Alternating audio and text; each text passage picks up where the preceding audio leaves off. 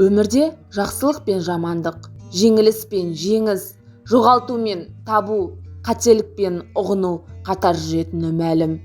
Өмір болған соң жылаймыз да, күлеміз, құлаймыз да, тұрамыз. Бұл орайда бір тұспал әңгімені ұсынғым келеді.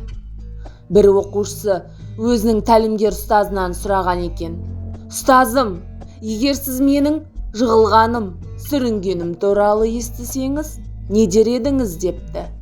«Тұр!» дейтін едім. «Келесі жолы тағы да құласам, не дерсіз?»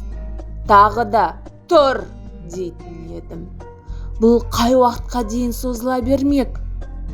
Жығылу және қайта тұру десе, жаның бойыңда барда, жығылсаң да тұр.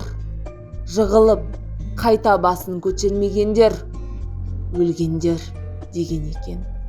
Кеудеңізде жаныңыз барда тек әрекет етіңіз. Қарекет түбі берекет.